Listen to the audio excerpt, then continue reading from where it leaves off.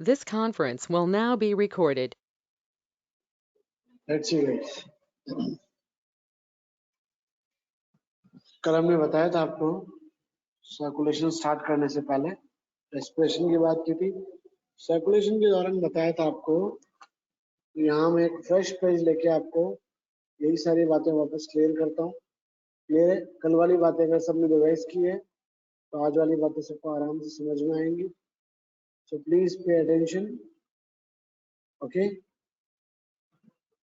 So let's see guys.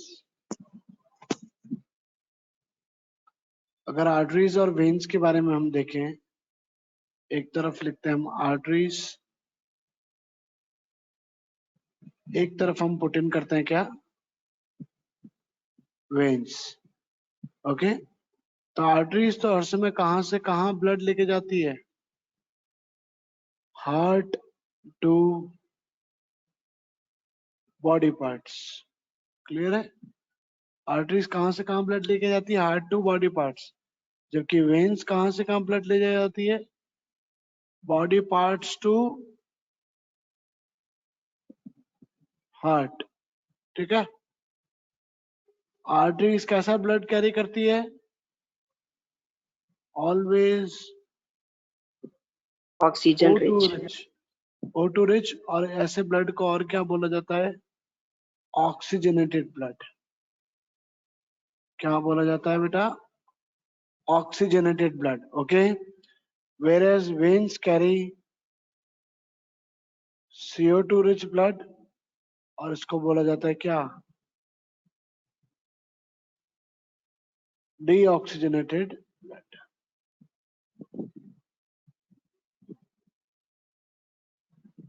Okay, so let's see. हमने ये कहा था कल, हार्ट की 4 डिविजन्स की बात की थी हमने।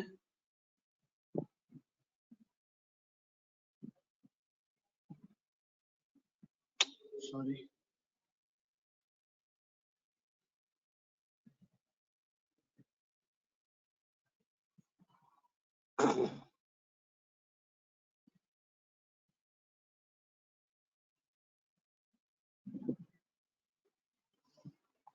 so let's see now। इस डिवीजन को क्या कहते हैं, ये वाला जो है ना, इंटर, रुको यार लिख नहीं पा रहा था, वेट। इस डिवीजन को 1 नाम देता हूँ और इस डिवीजन को नाम दे देता है 2। ठीक है, 1 2 के नाम क्या मैं लिख दूंगा। क्लियर है? तो हमने ये बताया था कि इस फर्स्ट पार्ट को नाम क्या देते हैं, राइट ऑरिकल या राइट एट्रियम, राइट वेंट्रिकल, या ठीक है वेंट्रिकल ही बोलते हैं। सिमिलरली यहाँ पे आता है लेफ्ट एट्रियम, लेफ्ट ऑरिकल या लेफ्ट एट्रियम। क्लियर है? तो फर्स्ट जो है, फर्स्ट क्या है, 1 और 2 के 1 क्या है, सेप्टम। सेप्टम का मतलब क्या होता है, तो ध्यान देना, किसको सेपरेट कर रहा है ये, तो इसको बोला जाता है inter auricular septum, inter auricular septum. जबकि सेकंड को क्या कहा जाता है, इंटर वेंट्रिकुलर। वेंट्रिकुलर मतलब दोनों वेंट्रिकल्स के बीच में, ऑरिकुलर मतलब ऑरिकल्स के बीच में सेप्टम लगा है, मतलब सेपरेट करने का काम करता है। और ये क्या है, इंटर वेंट्रिकुलर। यहाँ थोड़ा सा रब कर रहा हूं मैं, वापस लिख देता हूँ, स्पेलिंग समझ नहीं आए। Inter ventricular septum. क्लियर है? सुनाओ, लेट्स सी। यहाँ पे क्या आएंगे, वेन्स। तो वेन्स के 2 ग्रुप आते हैं, तो उनको क्या नाम दिया जाता है, या इसको ग्रीन से रिप्रेजेंट कर देता हूँ, कल भी ग्रीन से किया था, ग्रीन से कर देते हैं। ठीक है, वेन्स के दो ग्रुप आते हैं, एक इंफीरियर एक सुपीरियर। एक है superior vena cava, vena cava means group of veins. एक है inferior vena cava. So what are vena cava? Veins का ग्रुप है। ये क्या लेके आता है, कौन सा ब्लड है ये? CO2 rich. वेन्स लेके आ रही है तो कैसा ब्लड ला रही होंगे? CO2 rich blood. यही CO2 रिच ब्लड वेन्स में जाता है, सॉरी वेंट्रिकुलर में जाता है, और लंग्स के पास तक जाएगा ये किसके थ्रू? Pulmonary artery. राइटिंग क्यों सही नहीं आ रही है? I am trying a lot. Pulmonary, ये N है, पल्मोनरी आर्टरी, ठीक है। और उसके बाद लंग्स में जाएगा ये। लंग्स में ये पल्मोनरी आर्टरीज आगे जाके डिवाइड किस में होंगे? कैपिलरीज में, ब्लड कैपिलरीज में। और वो ब्लड कैपिलरीज आगे किस में कनेक्ट हो जाएंगी? पल्मोनरी वेन में। तो बेसिकली जो आपका कौन सा ब्लड था, ऑक्सीजन रिच ब्लड, वो अब कैसा ब्लड बनने वाला है? CO2 rich blood. सॉरी, जो पहले से CO2 रिच था ना, अगर मैं कुछ गलत बोला हूं तो सॉरी। यहाँ CO2 रिच ब्लड था, बाहर आने के बाद लंग्स के बाद वो कैसा बन जाता है? Oxygen rich blood. Oxygen rich मतलब ऑक्सीजनेटेड ब्लड। क्लियर है? और जाता किसमें है वो? लेफ्ट ऑरिकल में। किसके थ्रू जाता है? पल्मोनरी वेन के थ्रू, जो O2 रिच ब्लड कैरी करती। तो pulmonary artery, pulmonary vein important है और एक्सेप्शंस है। क्लियर है? तो यहाँ पे एक्सेप्शंस लिख सकते हैं हम कि आर्टरीज का एक्सेप्शन तो कौन है? Pulmonary artery. एंड यहाँ वेन्स का एक्सेप्शन कौन है? Pulmonary vein. क्लियर है? नाउ लेफ्ट ऑरिकल में ब्लड आने के बाद, लेफ्ट ऑरिकल से लेफ्ट वेंट्रिकल में, लेफ्ट वेंट्रिकल के बाद वो किस में जाता है? आयोर्टा। आयोर्टा मींस ग्रुप ऑफ आर्टरीज के थ्रू बॉडी के अंदर जाता है, ठीक है। अब यहाँ पे वॉल्स कौन कौन से होते हैं तो ध्यान देना। राइट ऑरिकल और वेंट्रिकल के बीच में एक वॉल्व होता है, यहाँ पे निकलते समय एक वॉल्व होता है, फिर से यहाँ पे बीच में एक वॉल्व होता है, और यहाँ पे एक वॉल्व होता है। तो कौन सा बच्चा है? ABCD नाम दे दो इनको। ABCD के नाम क्या होते हैं, कौन बताएगा please? What is A?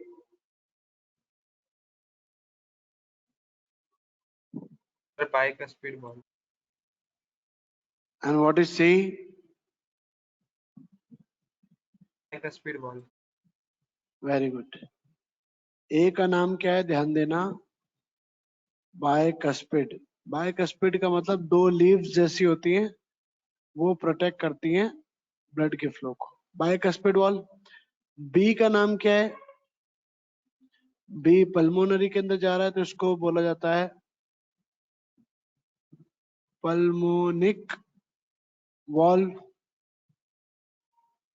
Valve का काम क्या होता है? बैक फ्लो प्रिवेंट करना ब्लड का। सी का नाम क्या है? ट्राइकस्पिड। TRICUSPID, ट्राइकस्पिड वॉल्व, तीन लीव्स की तरह। और डी का नाम क्या होता है? आयोर्टा में जा रहा है तो नाम होता है aortic valve. Please take the screenshot and make notes. तो डबल सर्कुलेशन क्यों बोला जाता है ह्यूमन सर्कुलेशन को? क्योंकि बॉडी में जाने से पहले हार्ट के अंदर ब्लड कितने बार गया है? 2 बार। एक तो बॉडी से आया, फिर लंग्स के पास गया पल्मोनरी आर्टरी के थ्रू, फिर पल्मोनरी वेन के थ्रू वापस हार्ट में आया। That's why it is called double circulation, means body part में जाने से पहले हार्ट में ब्लड कितनी बार जाता है? 2 बार जाता है। यस, किसी को कुछ कहना था जब मैं बोल रहा हूँ तो प्लीज उस समय आप बोला करो, बाकी बताओ, आप बोलो, अब बोलो। सर राइट एट्रियम और राइट वेंट्रिकल के बीच में तो सर ट्राइकस्पिड होता है और उधर वाले में बाइकस्पिड होता है। पहले नाम पहले किसने बताया था? फिर ये नाम पहले सर पता नहीं। सर नहीं, मैंने बताया था। मैंने मतलब नाम बोलोगे तब जानूंगा ना, मैं मिनिमाइज कर साई। जाऊंगा सब कुछ। तो साई ने सही बताया या प्रियांशु ने सही बताया? विवेक बताओ तो, राइट के बीच में क्या होता है और लेफ्ट के बीच में क्या होता है? विवेक रिकॉर्डिंग ऑन करके सो रहा है क्या बेटा? विवेक सुन सकते हो बेटा? या याद नहीं है तो क्लियरली बोलोगे याद नहीं, कोई प्रॉब्लम नहीं, पर एटलीस्ट रिप्लाई करो। विवेक सो गया।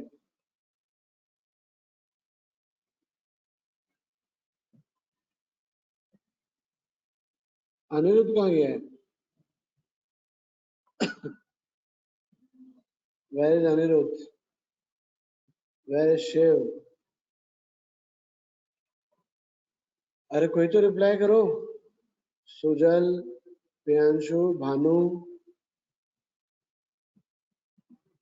भानु आप बताओ बेटा। सुजल ने तो बोल दिया डोंट नो।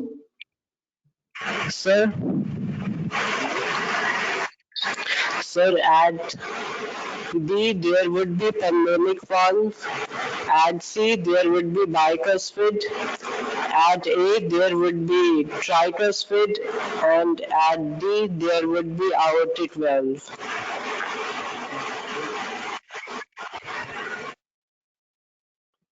सो ध्यान देना बच्चों, बाय की जगह ट्राई होता है और ट्राई की जगह बाय होता है। क्लियर है? ध्यान देना इधर।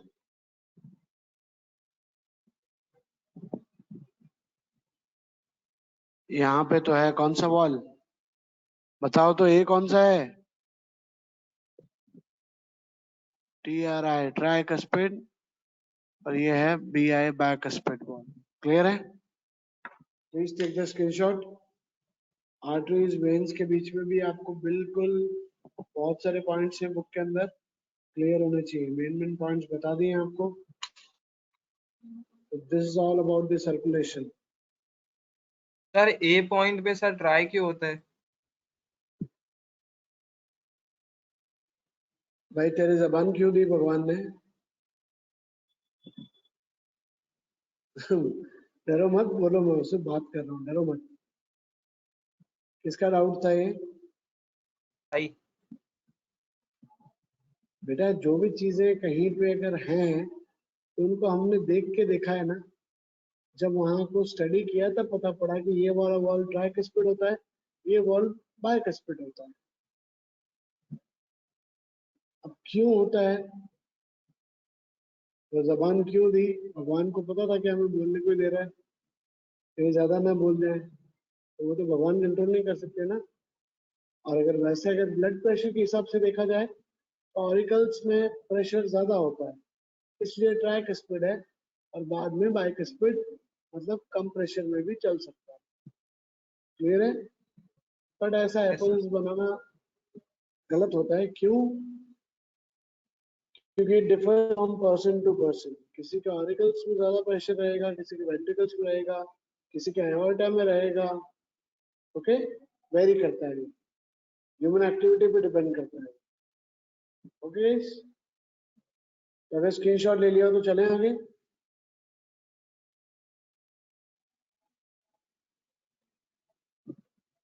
Okay guys, let's move ahead.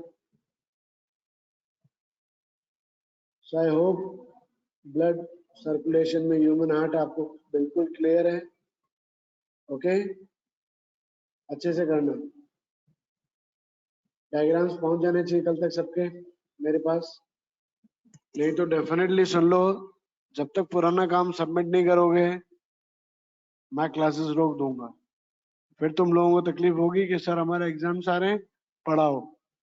मैं तुम्हें पढ़ाना चाहता हूँ, लेकिन रेगुलरली तुम जब मुझे अपडेट करते रहोगे, अपना काम कंप्लीट करके दोगे, तो मुझे और मजा आएगा तुम्हें पढ़ाने में। Think of it. और अगर ऐसा एक्सपीरियंस नहीं किया हो तो कभी अपने छोटे भाई बहन को पढ़ा के देखो, then you will understand the value of this thing. Okay, blood का कंपोजिशन की बात करते हैं। ब्लड में सॉलिड कंपोनेंट्स की बात करते हैं। सॉलिड कंपोनेंट्स क्या होते हैं? Blood corpuscles. ब्लड कॉर्पसल्स मतलब ब्लड सेल्स। तो red blood cells RBCs, they carries the respective gases oxygen and CO2. They contain what? HB. HB stands for hemoglobin.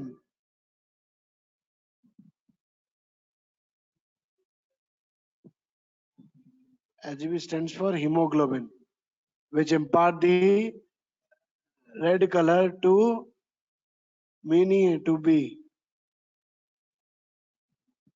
क्या लिखा है यहाँ? Contain the hemoglobin which impart the red color to the blood. दी होगा यहाँ पे। Okay, समझ में आया? आगे चलें। Blood platelets, they helps in blood clotting. जब कहीं पे लग जाती है तो blood platelets they help in the blood clotting. Do remember this. And WBC, they provide the defence to the body. Defence की स्पेलिंग देख लेना। By engulfing the germ cells, they engulf the germ cells and produce the antibodies inside the body. So RBC, platelets and WBC are the three solid components of the blood. Liquid component में कौन है? Plasma. तो yellow coloured fluid which contain what? 90% of water and 10% organic substances. इनका composition भी देख सकते हैं, किसी बुक में वेरी कर सकता है। ओके, किसी बुक में 55% के करीब सॉलिड बता रखा है एंड 45% के करीब लिक्विड बता रखा है, किसमें अपोजिट बताया होता है। क्लियर है? तो लिक्विड के अंदर 90% तो वाटर है, 10% ऑर्गेनिक सब्सटेंसेस है, जैसे plasma proteins, albumin, globulin, inorganic minerals, ions etcetera. तो ब्लड कंपोजिशन आपको बिल्कुल क्लियर होना चाहिए, इंपॉर्टेंट है। This what? Blood composition. Clear, guys? And what is lymph? Lymph is a yellowish fluid, yellow colored fluid, which escapes from the blood capillaries. It escapes from the blood capillaries into the blood capillaries से निकल के वो intercellular spaces, दो cell के बीच में जो space होती है वहां पे चला जाता है। They contain less proteins than the blood. Blood के कंपैरिजन में लिम्फ के अंदर क्या होते हैं? कम प्रोटीन्स होते हैं। क्लियर है? lymph flows from the tissues to the heart, assisting in transportation. Transportation में मदद करता है, बताया था कल आपको। कहीं कहीं पे जहां ब्लड नहीं पहुंच सकता वहां लिम्फ उसका हेल्प करता है। Okay, and destroying germs. तो बेसिकली लिम्फ के दो काम है, transportation and destroying of germs. Clear है guys? Next let's see blood vessels. तो ब्लड वेसल्स देखते हैं हम, arteries and veins. So arteries carry oxygenated blood from heart to body, except pulmonary artery. They are also called distributing vessels. They are thick and elastic. Thick का मतलब क्या है? Walls कहती हैं ऐसे, आर्टरीज की वॉल कैसी होती है? थिक होती है, थोड़ी जाड़ी होती है, बिकॉज यहाँ पे एक पॉइंट मिसिंग है। आर्टरीज के अंदर हाई ब्लड प्रेशर रहता है, वेन्स के अंदर लो ब्लड प्रेशर रहता है। अब यहाँ हाई ब्लड प्रेशर की वजह से नो वॉल्स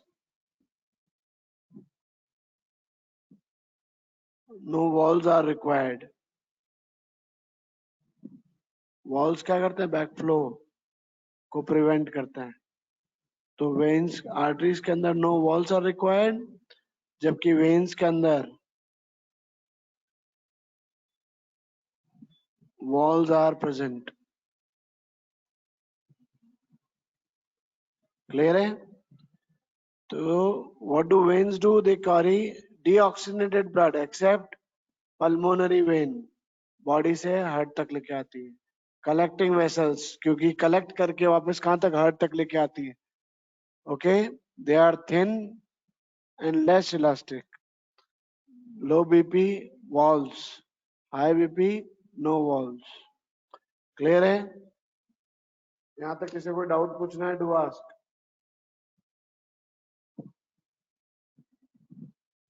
किसी को डाउट पूछना है? Please ask me.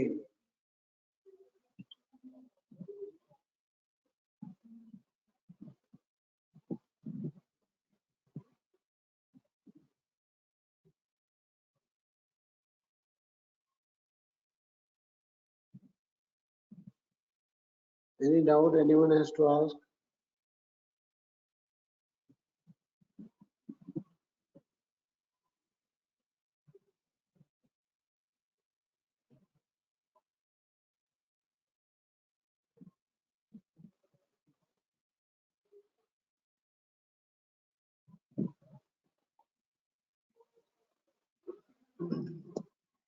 Guys, hold for a second.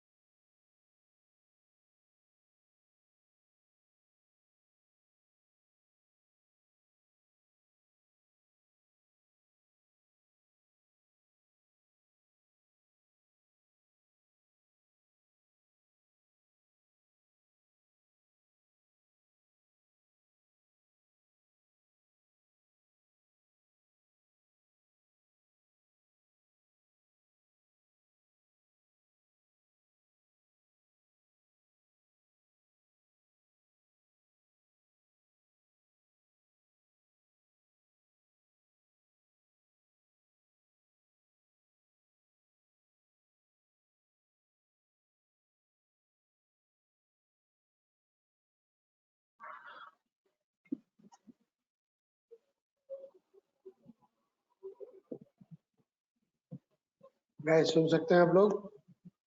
आवाज आ रही है? Yes sir. यहाँ तक किसी को कुछ पूछना है क्या? Anyone? Any doubt till now? किसी को कुछ पूछना हो तो please ask.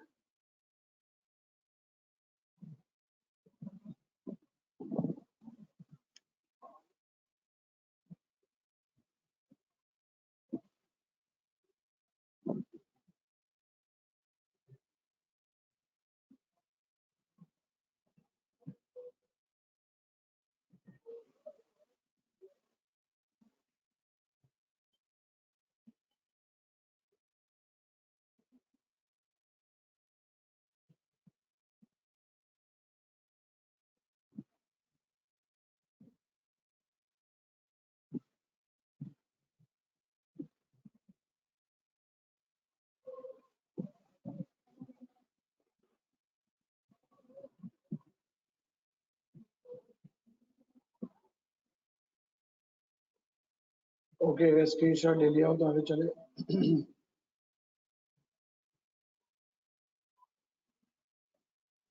Okay, let's see.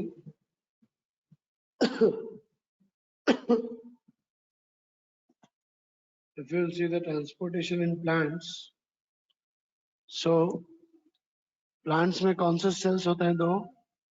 Xylem, exvilium and phloem. Xylem carries water and minerals. तो basically xylem क्या water लेके जाता है? Water के साथ ही mix जो minerals होते हैं वो भी root से other parts of the plant तक लेके जाता है. Whereas phloem carries the product of photosynthesis. Photosynthesis के जो प्रोडक्ट्स हैं वो लीव्स से, लीव्स में होता है फोटोसिंथेसिस, वहां से लेके जाएगा to the other part of the plant. तो जाइलम काम करता है रूट से other parts of the plant, phloem काम करता है कहां से? Leaves to other part of the plant. No energy is utilized in xylem whereas energy is used from the ATP. Photosynthesis के दौरान जो एटीपी प्रोड्यूस हुए हैं, एटीपी क्या है? एनर्जी करेंसी को हमारे लिए जैसे रुपए हैं, प्लांट्स के अंदर या ह्यूमंस के अंदर एटीपी किस नाम है? Adeno triphosphate. क्या बोला जाता है? Adeno triphosphate.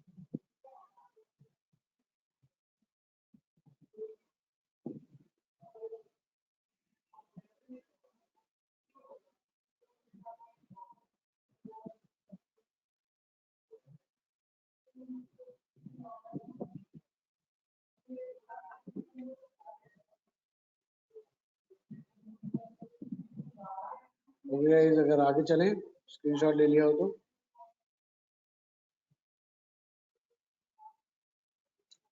so let's see now. Transpiration क्या होता है? Transpiration is the process of loss of water as vapour from aerial parts of the plant. Aerial का मतलब क्या हुआ? जो प्लांट के पार्ट्स एयर के अंदर मौजूद है, वहां ट्रांसपिरेशन वाटर का लॉस होता है वाटर वेपर की फॉर्म में.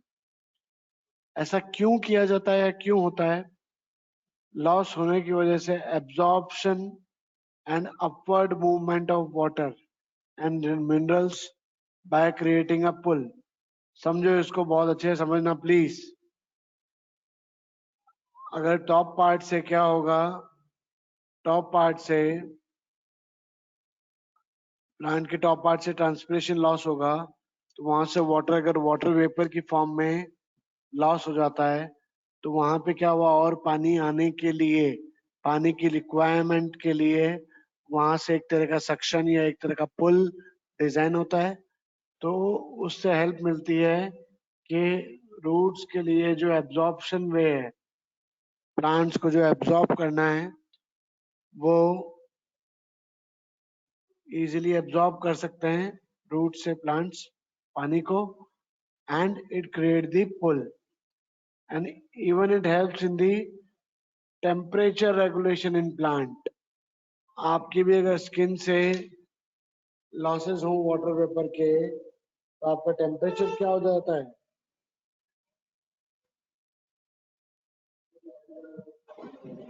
लूज हो जाता है, लॉस हो जाता है, कम हो जाता है.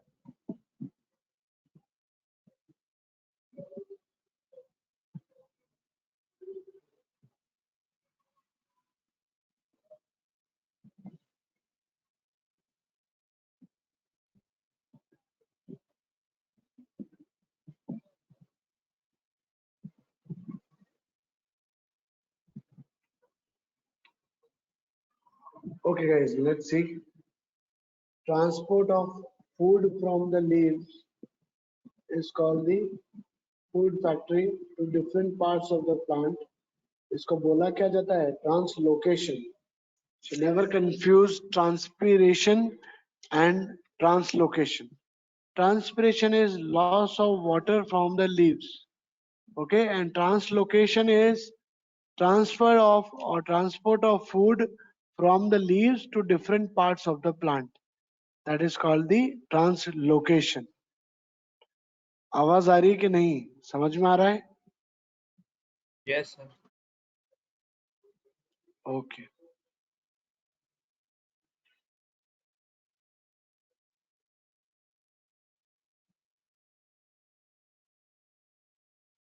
Okay, guys.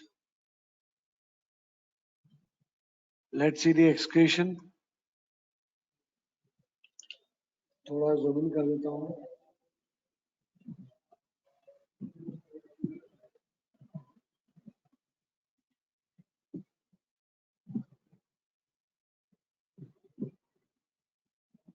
Okay, guys. Let's see now. Let's study the last part of this chapter, excretion.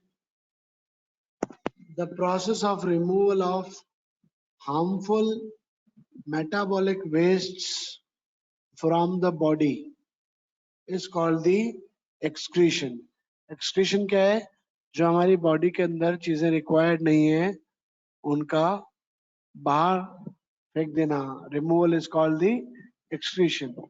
So excretory system of human beings include a pair of kidneys. यहाँ शिट की बात नहीं हो रही है ना, ठीक है? Urinary bladder, a pair of ureters and a urethra. So you can see these are a pair of kidneys, then a urinary bladder, here a urinary bladder, फिर a pair of ureters.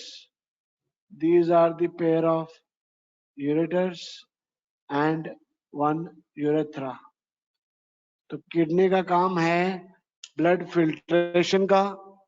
Kidney क्या करती है? Blood को filtrate करके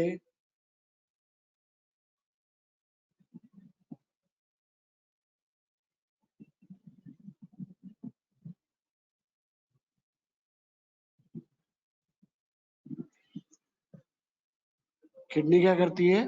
blood को filtrate करके आगे urine बनाने का काम करती है. यूरेटर्स उस यूरिन को किडनी से यूरिनरी ब्लैडर तक लेके जाते हैं और यूरिनरी ब्लैडर से बाहर यूरेथ्रा के थ्रू उस यूरिन को एक्सक्रीट करने का काम या हेल्प कौन करता है? यूरेथ्रा. क्लियर है? So urine is produced in the kidneys,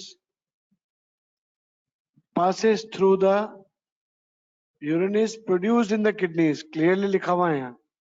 It passes through the ureters into the urinary bladder. तो किडनी के बाद ureters, ureters के बाद urinary bladder, where it is stored, जहां वो रोका जाता है या स्टोर किया जाता है, until it is released, जब तक वो बाहर फेंका ना जाए या यूरेथ्रा के थ्रू बाहर एक्सक्रीट ना किया जाए. क्लियर है? So the purpose of making urine is to filter out waste products from the blood. Urine बनने का मतलब क्या है कि ब्लड के अंदर जो एक्सक्रीटरी प्रोडक्ट्स हैं वो यूरिन में शामिल होते हैं, उनको यूरिन की फॉर्म में हम अलग कर देते हैं.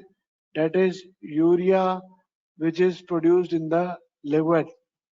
लिवर के अंदर यूरिया प्रोड्यूस होता है और वो यूरिया यूरिन का फॉर्म लेके एक्सक्रीट किया जाता है. Each kidney has a large number of filtration units.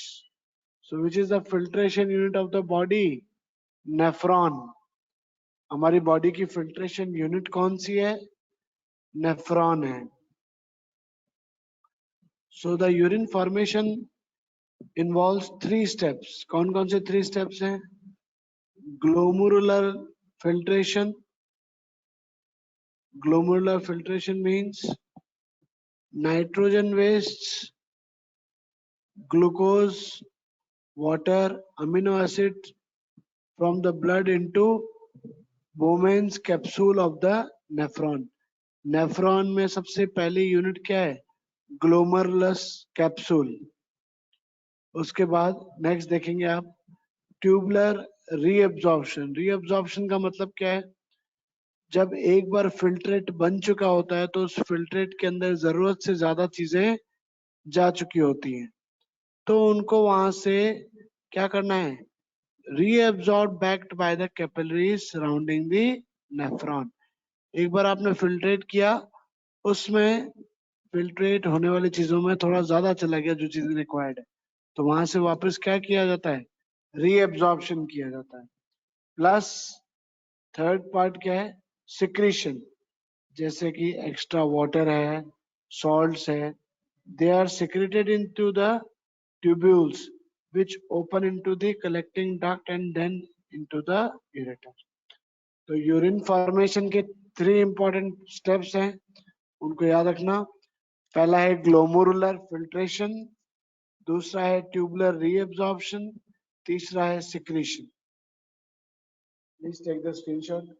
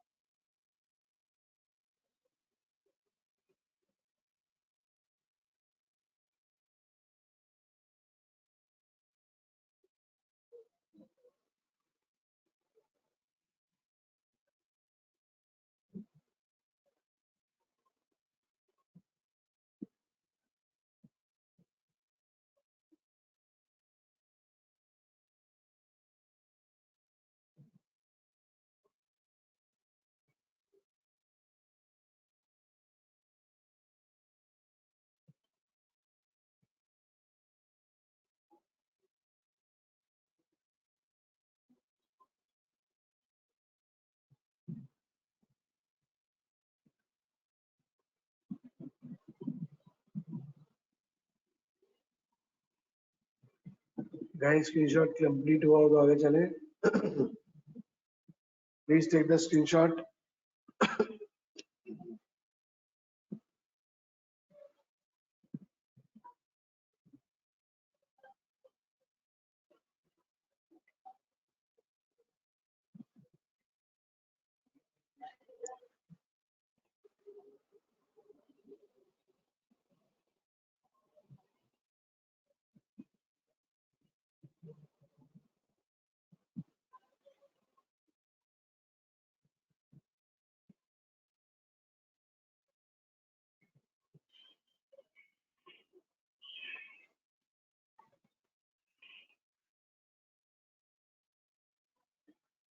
Okay guys, यहाँ स्ट्रक्चर ऑफ नेफ्रॉन दिया हुआ नहीं है, स्ट्रक्चर ऑफ नेफ्रॉन देख लेते हैं हम। Please pay attention.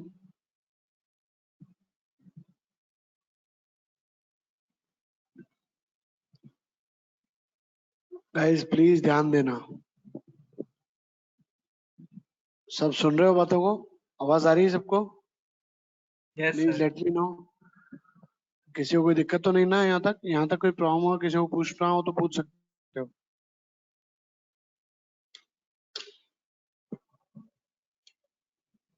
Okay,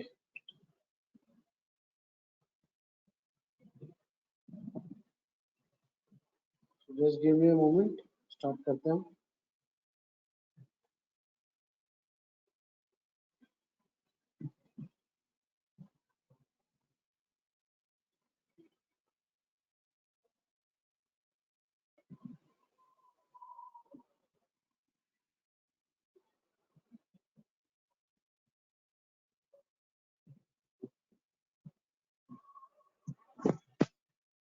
so guys let's focus now. पहले मैं आपको किडनी का स्ट्रक्चर समझा देता हूँ। ये आपका किडनी, इस किडनी में जहाँ पे गैप रहता है, गैप का मतलब क्या होता है? इस गैप का नाम क्या है? पहले HILUM, हाइलम बोलते हैं। इस गैप के थ्रू क्या क्या आ जा सकता है? Renal artery, renal vein, RV का मतलब रीनल वेन है, रेड का मतलब रीनल आर्टरी, क्लियर है? और यूरेटर्स भी इसी के थ्रू एग्जिट करते हैं, क्लियर है? तो इस गैप को बोला क्या जाता है? हाइलम, HILUM, हाइलम, ठीक है? अब यहाँ पे अगर आप देखेंगे किडनी के स्ट्रक्चर में कॉर्टेक्स एंड मेडुला, एक इस तरह का डिवीजन होता है। ठीक है, एक होता है कॉर्टेक्स, एक होता है क्या, मेड्यूला। तो इस पोर्शन को बोला जाता है कॉर्टेक्स, इस पोर्शन को बोला जाता है मेड्यूला। सॉरी, वापस से लिख देता हूं।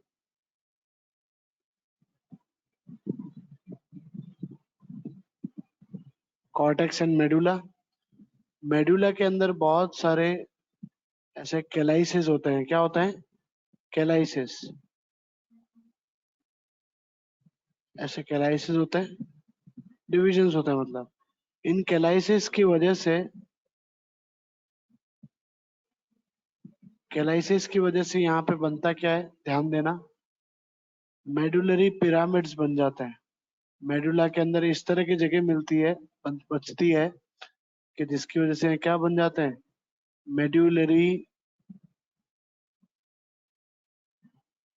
पिरामिड्स। क्लियर है? मेडुलरी पिरामिड्स के थ्रू, और यहाँ पे बहुत सारे नेफ्रॉन्स भी होते हैं, बताइए हमने।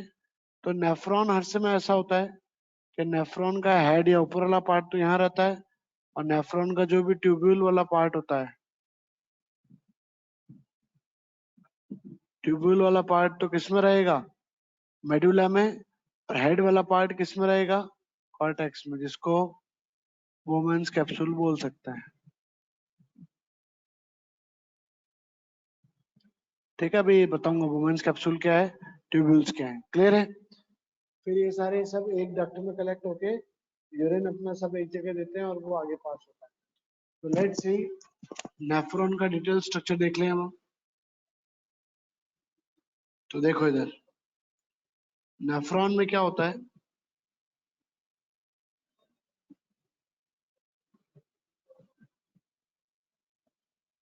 इस तरह से एक स्ट्रक्चर होता है।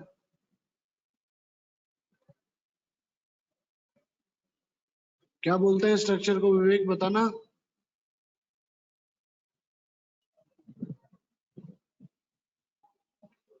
विवेक सो रहा है।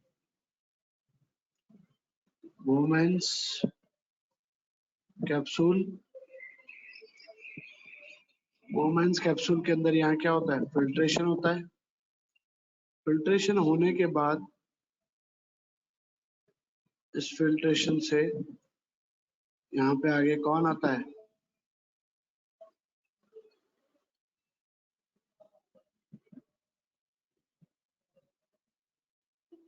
इस तरह से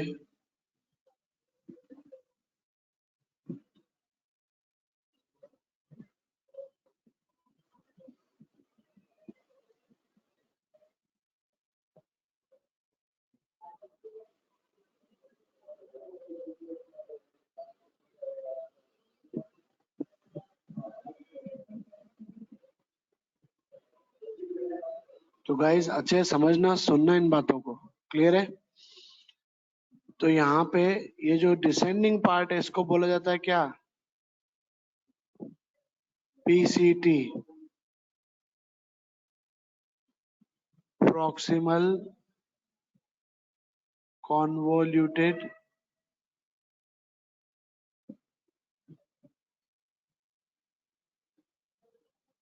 ट्यूब्यूल। ठीक है, और यहाँ से यहाँ तक के पार्ट को जो घूम रहा है, इसको बोला जाता है हेनलेज लूप। और जो ऊपर वाला पार्ट है, जो ऊपर की तरफ असेंड हो रहा है, उसको बोला जाता है डीसीटी। डीसीटी मतलब, डी से आता है distal convoluted tubule, proximal convoluted tubule, distal convoluted tubule and Henle's loop. ये तीन पार्ट हैं। तो बेसिकली आपके नेफ्रॉन के दो पार्ट होते हैं। एक होता है वुमेन्स कैप्सूल। वुमेन्स कैप्सूल का भी कोई सब पार्ट होता है क्या, विवेक, प्रियांशु, बताओ तो।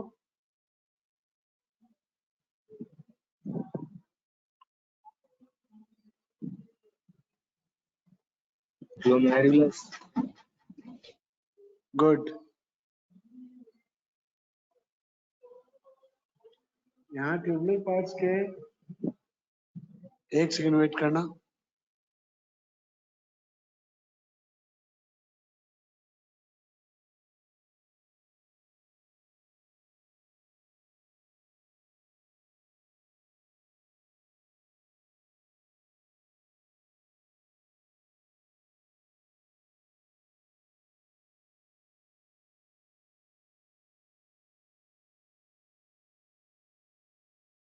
Let's see.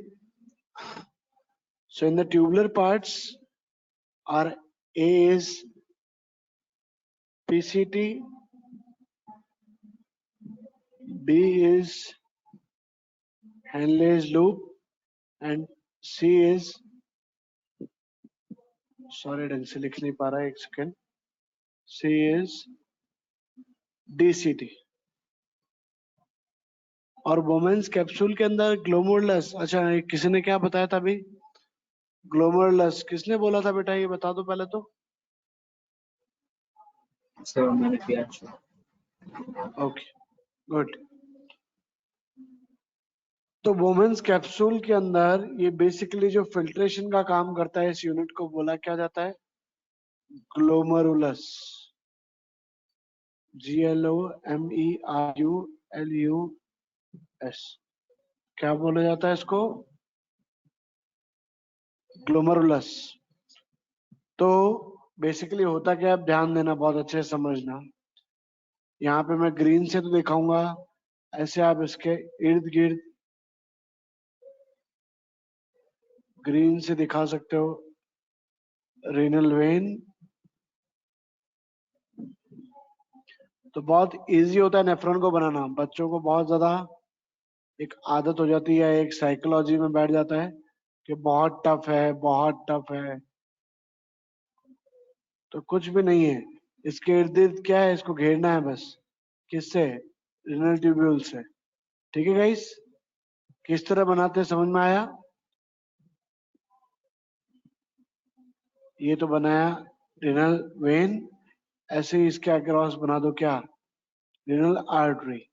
तो रीनल आर्टरी और वेन्स ने इसको घेर क्यों रखा है? रीनल ट्यूब्यूल को घेरने का काम क्यों कर रखा है?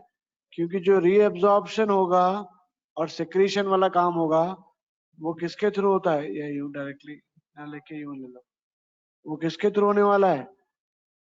रीनल ट्यूब्यूल्स में रीनल आर्टरी और वेन्स की मदद से होने वाला है। कौन? Absorption and secretion. ये उसके आसपास नहीं होंगे तो एब्जॉर्प्शन सिक्रीशन कैसे हो पाएगा? ठीक है, तो ये है रीनल आर्टरी,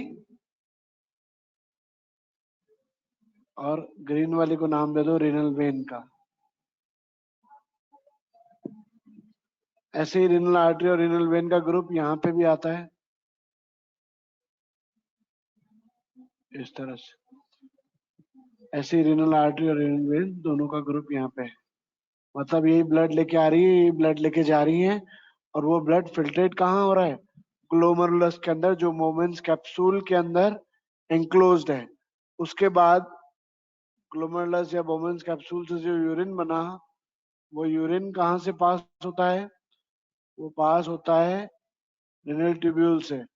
ट्यूब्यूल से पास होने के दौरान उसमें से कई जो चीजें एक्स्ट्रा फिल्ट्रेट हो गई है वो तो रीअब्सॉर्ब की जाती है, और कई चीजें जो उसमें सिक्रेट करना रह गई थी, जैसे कि वाटर, अमीनो एसिड्स, मिनरल्स, वो सारी उसमें रीसिक्रेट की जाती हैं।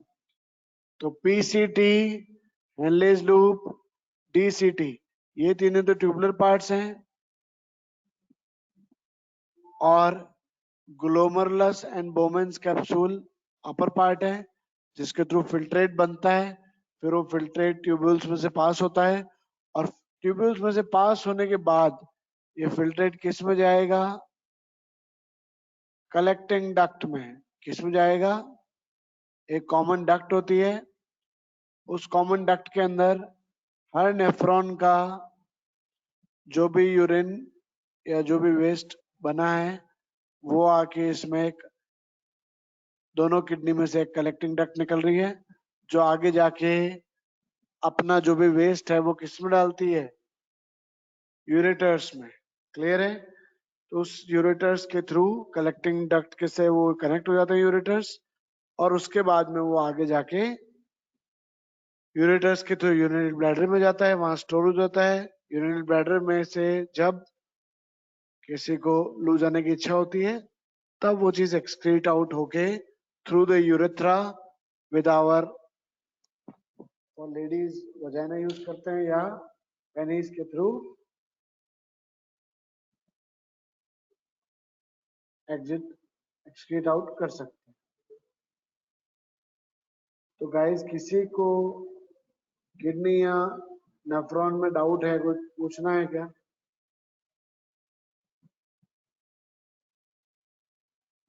एनीवन?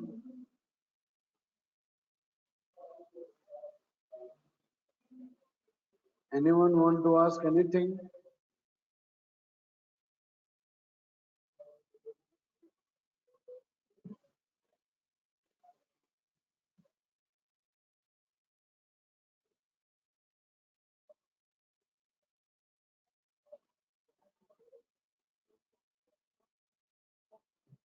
No, sir. किसी को कोई डाउट पूछना गाइस?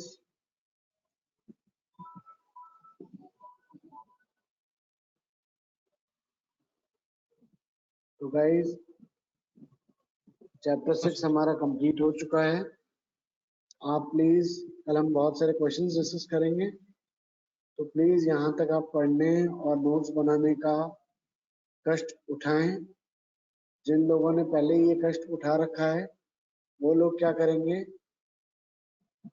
यस, सेशन रिकॉर्ड हो रहा है।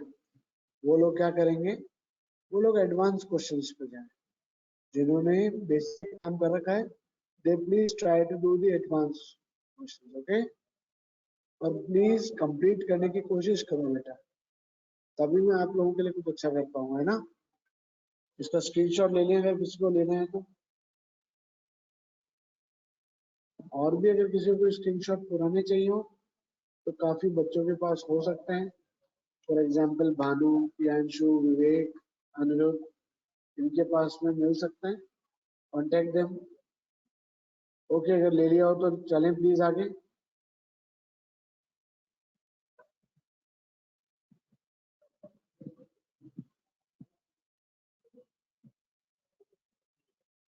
Okay guys, let's move. So let's see. Even hemodialysis, जिसकी किडनीज में प्रॉब्लम हो जाती है, वहाँ हेमोडायलिसिस की यूज होता है। The process of purifying blood bye an artificial kidney is used. Dialysis बोलते हैं इसको सिंपल भाषा में हम। बेसिकली वो क्या होता है? हेमोडायलिसिस। डायलिसिस में क्या यूज करते हैं? आर्टिफिशियल किडनी के थ्रू हम ब्लड को प्योरीफाई करने की कोशिश करते हैं। जिनमें किडनी फेलियर हो जाती है उन पेशेंट्स में यूज किया जाता है। ऐसे अगर प्लांट्स के अंदर एक्सक्रीशन देखा जाए, ऑक्सीजन, CO2, H2O, ये तो किसके थ्रू एक्सचेंज किए जाते हैं? Through the stomata, gases exchange, और in the form of water vapour through the transpiration. Other waste may be stored in leaves or bark of the body which fall off from the plant. Plants excrete some waste into the soil around them, जैसे कि gums, resin, old xylem की form में exit करते हैं। Clear है? तो guys please go through the questions. अभी मैं और आपके साथ PDF शेयर कर दूंगा, तो प्लीज जितने क्वेश्चंस आप ढूंढ सकें, आप बुक्स जो भी फॉलो करते हैं उसको फॉलो करके प्लीज कंप्लीट दिस चैप्टर। कल इसी चैप्टर के कुछ क्वेश्चंस डिस्कस करके फिर हम नेक्स्ट चैप्टर स्टार्ट करेंगे, रिप्रोडक्शन। ओके, और पहले इस चैप्टर को अच्छे से करो। हो सकता है संडे को आपका टेस्ट हो, माइंड दैट। अगर गंदे नंबर लाओगे तो कुछ ना कुछ पनिशमेंट दूंगा मैं, ठीक है? So guys, no need of sorry from anyone, बस ट्राई करें पढ़ने की, और ये ध्यान रखो कि संडे को टेस्ट ऐसा सोच के काम करो। ओके, तो उसके लिए आपको क्या करना है, रिवाइज करो इस चैप्टर को, go through the questions. Okay, all right now, bye everyone. Thank you sir. I send. Okay.